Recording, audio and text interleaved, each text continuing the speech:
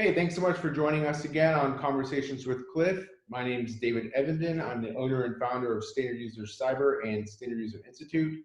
This is my good friend Cliff, who is the president of Standard User Institute. Hey, Cliff, how you doing today? Hey, I'm doing pretty well. How are you doing? Oh, I'm doing good. Thanks so much. I'm in the office today, so it's a pretty good day. Sorry that there's a little bit more echo than normal, but you know, there's only hard things on the walls, which doesn't Okay. actually limit the echo. Well, it's probably good to be in your office after just being stuck at home for so long. That is true. My wife told me, she Yep. said, Excuse me, I've got to, you need to get out of the house. So yeah. yeah. So in the past couple of weeks, we've talked about different types of viruses, different types of attacks, Lots of different things. yeah, antiviruses. And last time we talked about mining cryptocurrency or Bitcoin Yes. specifically. And Yes. so I think if I remember correctly, you wanted to sort of bring it back home a little bit more and talk a little bit about identity theft. Yes, I'd like to talk about identity theft today and ask you several questions. I did look online to see how prevalent it is, and you kind of see statistics all over the place, but they're a little bit alarming. I did read that in 2017, over 6% of people experienced identity theft. That doesn't sound like very many people, but in a country of 360 million people, 6% is still, it's millions of people. It's a big number. And so that percentage is 6% of the US population. US population, yes. Okay. And but it said, in addition to that, it said like about 33%, that's about a third of people overall have experienced it, not in that 1 year, but in some time in general, yep. Years, Yep. Right. And so that's a lot. So that, I mean, 1/3 of people, 1 in 3 chances. And sometimes I wonder, what does that actually mean? Does that mean that they've had specific attacks on their accounts, or people have tried to open accounts in their name? Or does that mean that their name was on a list of a data breach of some big major corporation? Right, yeah. I would imagine that if you're having a statistic within an identity theft realm, it's not related to just a data breach. It's Okay. actually the utilization of that material to open up a new account, or somebody impersonating you in doing something. Okay. Well, that's a lot of people. Right. And so I'll say the name here. Frank McKenna wrote an article about 8 risk factors. And I'm not going to mention all 8 of them, but I'll mention a few of them and ask you some questions about them. A couple of things he says is just where you live and is a risk factor, and your age. Right. And so I'm actually, believe it or not old enough to be in the oldest category. People 75 and older are in a high risk category. You're actually in a bigger risk category than I am, Sure. Being a millennial. Millennials and children are other risk factors. Yeah. And then as far as where you live, there's really in many ways no surprises. Major metropolitan areas, including states like Michigan, and obviously Illinois, where Chicago is, Atlanta, Florida, Texas. The one that did surprise me was Missouri. Okay. Kansas City, maybe. I guess Kansas City and St. Louis. St. Louis, sure. I suppose. Yeah. But Missouri was number 1. Oh, really? Okay. That kind of surprised me. Fortunately, yeah. Kansas, my state, is not on the list, so sure. No big that's cities. one low risk factor. Yeah. But here's a couple things. One risk factor that people have is that how many sites you access with the same credentials. Right. Yeah. And so, yeah. And so they said a lot of people use exactly the same password everywhere they go.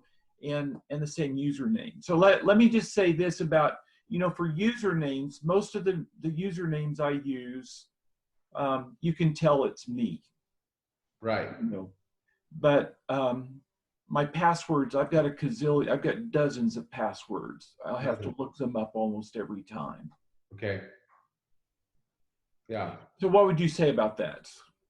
So, really just to sort of, let's talk about like identity theft, and then talk about the risk factor of using multiple different, or using rather the same password on multiple accounts. Okay. And so, but as a quick point of reference, from 1979 to 1984 are Zennials. So technically I'm not a millennial, I'm a Zennial, but that's just a point of reference. Thanks for pointing it out though. You just made that up right now, right? No, you can actually go online and look it up. There's a tiny micro generation called Zennials. So anyways, we don't need to talk about that. But moving on. All right. The act and process of identity theft, and chances are what this is, but just in the event someone doesn't know what it is, identity theft might include somebody stealing your address, your phone number, your personal information, your date of birth, your social security number, your place of birth, and then using that information to open a credit card, open a bank account, or open something related to who you are, or open something in your name and perform different actions.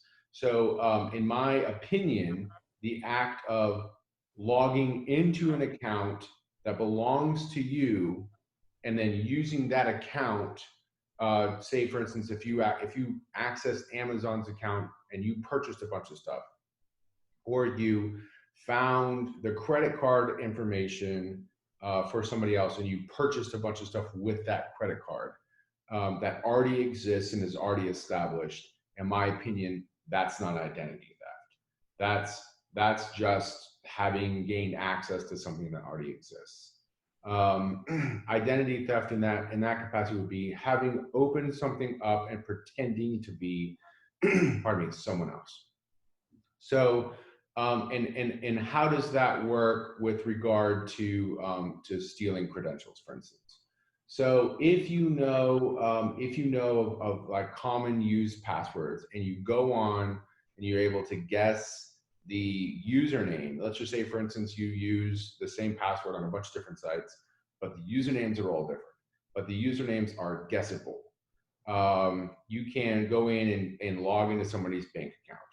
And if you log into somebody's bank account, again, they have a bunch of stuff in there, all in that name, but you go in and you open a new credit card on that account, and you have that credit card sent and shipped to you, or for somehow forwarded to you to some way, and then you start using that credit card. So now you've opened a credit card, you're pretending to be that person, and it's a completely new credit card. Lots of times you don't even need the physical card in order to purchase something. You just need the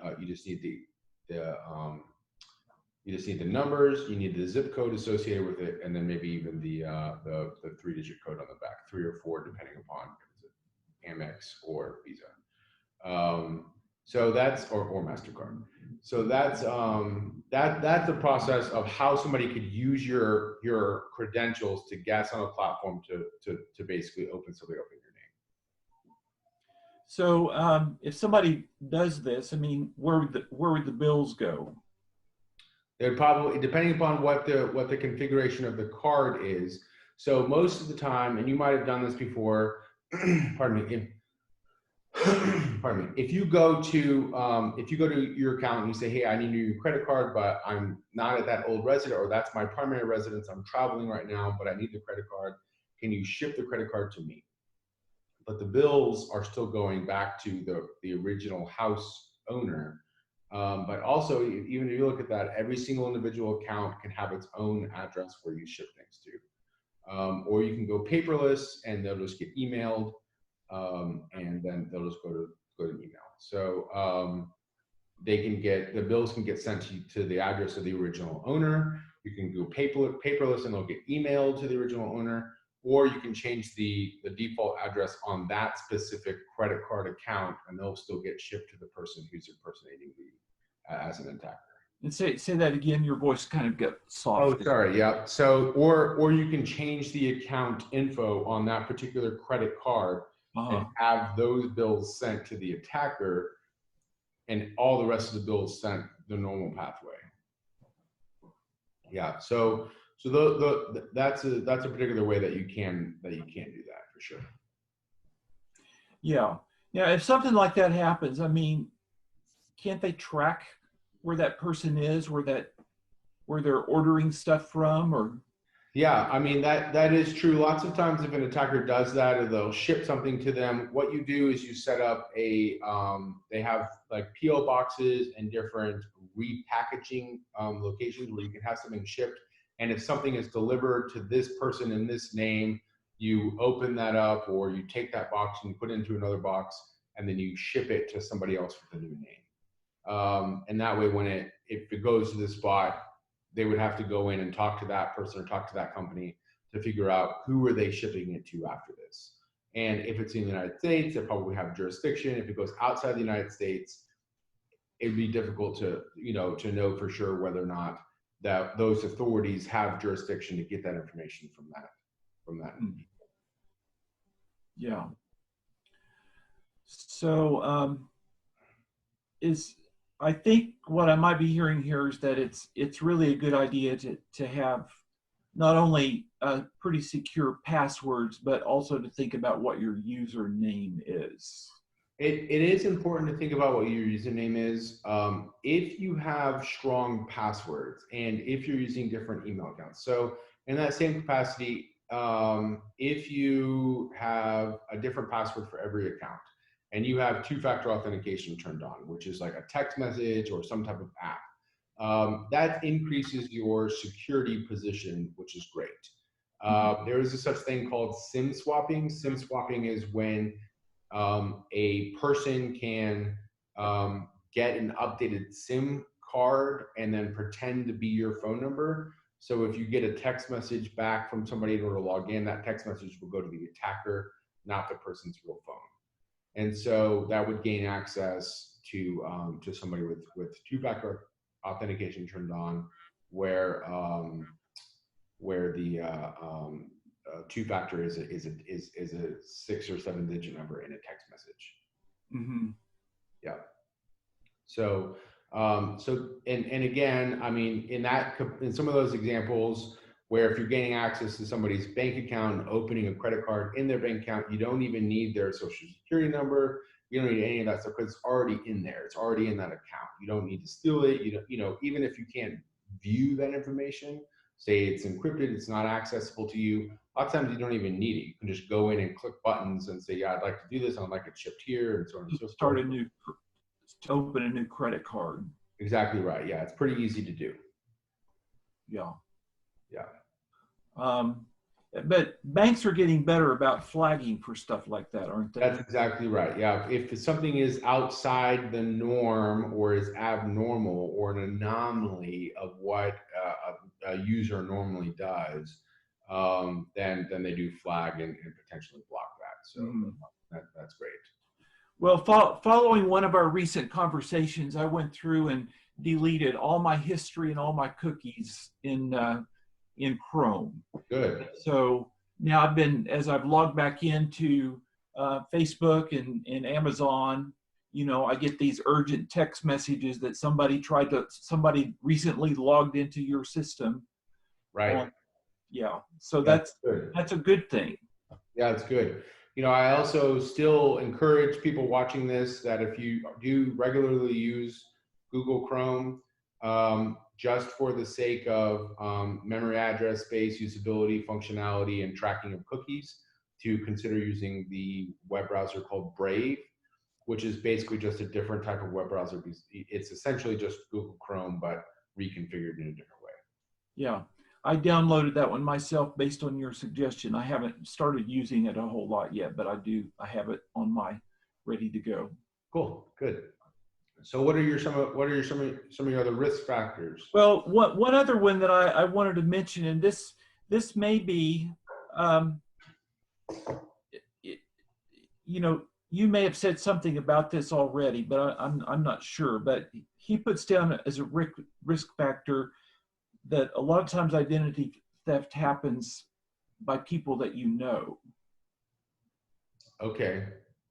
That people that can have physical access to your credit cards or your checks or whatever, Yeah. using that information.